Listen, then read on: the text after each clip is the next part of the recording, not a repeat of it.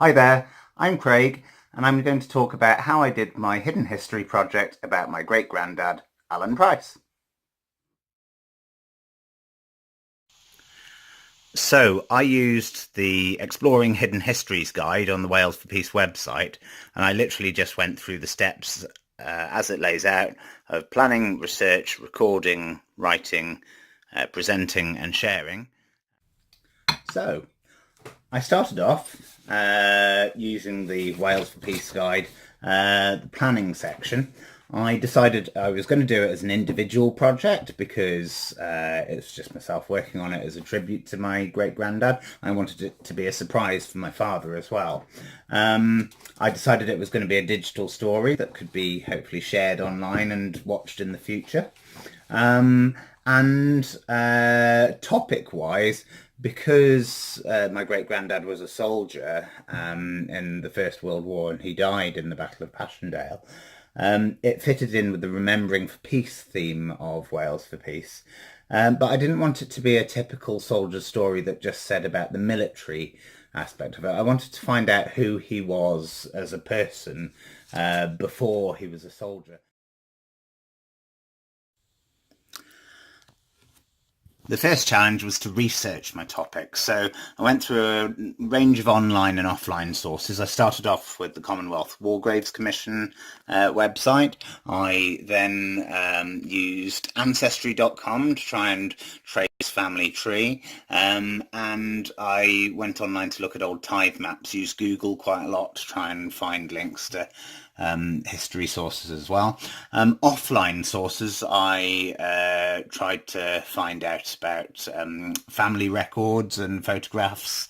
Looked at the Kilvert diaries from Hay on Wye in the 1870s, and then conducted an interview with my dad to find out whether there was anything that he could remember my granny, so Alan Price's daughter, saying from when she was alive.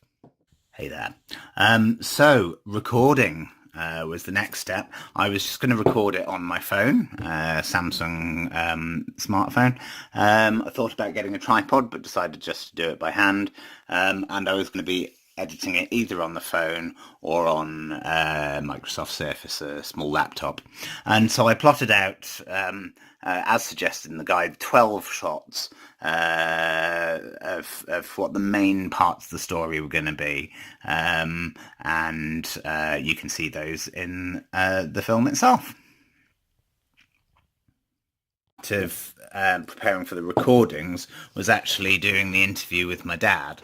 And so I prepared a few interview questions to talk through with him. Some of the things that were a bit challenging were, for example, he didn't necessarily know the answers to some of the questions that I'd come up with, so I had to edit some of those out.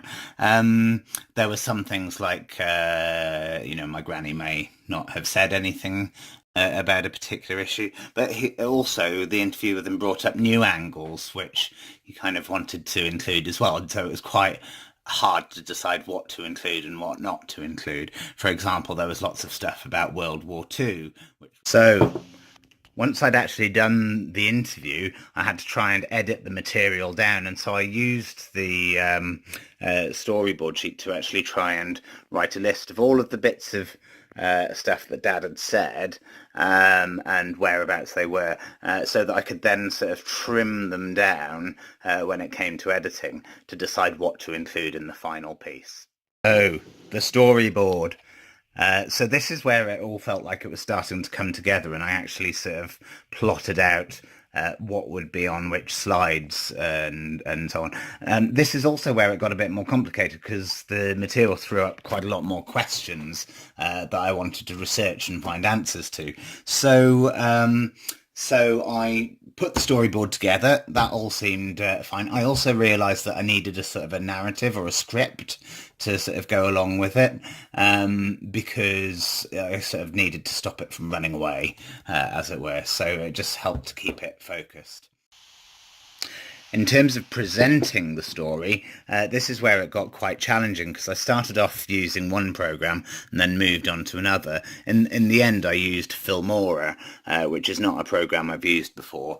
And so I needed to use the learning sheet to actually try and go through and work out how I could do each of the functions. But that was really, really useful because it meant that I was then able to drag and drop and put all of the images and bits of audio in place that I wanted.